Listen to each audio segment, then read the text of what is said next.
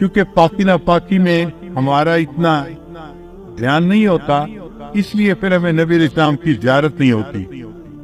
بہت سارے لوگ یہ کویسچن پوچھتے ہیں کہ جی اتنے سالوں سے ہم کوشش کر رہے ہیں کہ ہمیں نبی علیہ السلام کی زیارت نصیب ہو، مگر نہیں ہوتی۔ عام طور پہ جو ہم نے بزرگوں سے سنا ہے اس کی دو وجوہات ہوتی ہے، ایک نگاہ ناپاک ہوتی ہے اور ایک بدن یا کپڑے ناپاک ہوتے ہیں جس کی وجہ سے زیارت سے محروم ہو جاتے ہیں۔ اگر ان دو چیزوں پر محنت کریں تو اللہ تعالیٰ زیارت نصیب جلدی فرما دے گی۔ نگاہ کا بہت زیادہ پرہیز کریں، 100% پرہیز کریں گے تو اللہ تعالیٰ کی طرف سے پھر نبی علیہ السلام کی زیارت والی سعادت نصیب ہو جائے گی۔ میرے والدین چونکہ شروع سے ہی نیکی کی زندگی گزارنے والے تھے، تو میں نے تذکرۃ الاولیاء کتاب 5ویں کلاس میں پڑھی تھی۔ 5ویں کلاس کے بچے کو تو ابھی کنسیپٹ بھی نہیں ہوتا، مگر مجھے والد صاحب نے وہ کتاب لا کر دی کہیں سے، تو میں نے اس میں اللہ والوں کے واقعات پڑھے تو دل میں بڑا شوق ہوا کہ مجھے بھی اس لائن پہ چلنا ہے اور اللہ والوں کی لائن پہ آگے بڑھنا ہے۔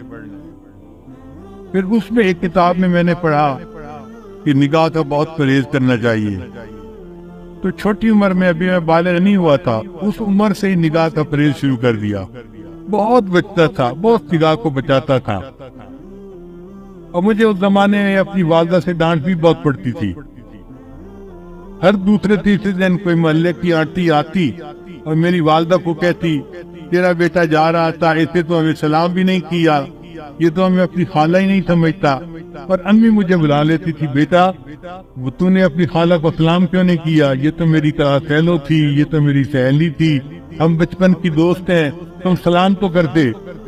اور مجھے پتہ بھی نہیں ہوتا تھا کہ یہ آنٹی کہاں گزری تھی اور کہاں اس کو سلام کرنا تھا۔ تو میں آگے سے ایک بار کہتا تھا، امی آنٹی سے یہ پوچھو کیا میں نے اس کی طرف دیکھا تھا؟ تو جب امی پوچھتی تو پھر وہ آنٹی کہتی ہاں یہ تو یوں کر کے چلتا ہے، سر اس کا نیچے لگا ہوتا ہے، زمین کے علاوہ تو کچھ دیکھ نہیں رہا ہوتا، اس نے کہا اس پر۔ میں نے کہا امی مجھے یہ بھی نہیں پتا میرے پاس سے مرد گزرا ہے یا عورت گزری ہے، میں کس کو سلام کرتا؟ تب جا کے میری جان چھوٹتی تھی۔ لیکن اندر اندر مجھے بہت غصہ آتا تھا ان آنٹیوں پہ، سارا محلہ خانہ بنا ہوا ہے، سارا محلہ آنٹی بنا ہوا ہے، اور بس ان کو سلام ہی کرو چلتے ہوئے۔ لیکن نگاہ کی اتنی حفاظت کا بہت فائدہ ہوا۔ مجھے آتے جاتے جوتوں کی آواز سے پتہ چلتا تھا کہ قریب سے کون گزر رہا ہے۔ عام طور پہ مردوں کے جوتوں کی آواز اور ہوتی ہے اور عورتوں کے جوتوں کی آواز ڈیفرنٹ ہوتی ہے، اس سے اندازہ ہو جاتا تھا کہ قریب سے گزرا کون ہے، ورنہ کپڑا بھی نہیں دیکھتے تھے کہ قریب گزرنے والا کون تھا۔ کتنے نظر کی حفاظت کرنی ہوتی تھی۔ اس پر اللہ رب العزت نے پھر جو مہربانیاں کی وہ اب کیا بتائیں آپ۔ ہمارے ایک ساتھی ہیں لاہور کے، ایک دن مجھے کہنے لگے کہ میں آپ کو ایک بات بتاؤں، مجھے حضرت نے بتائی۔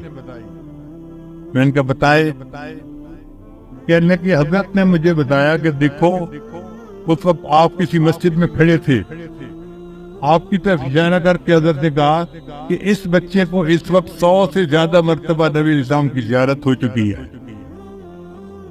میں سن کے حیران ہو گیا، اور حیرت مجھے اس کی تھی کہ پتہ اس کو کیسے چلا۔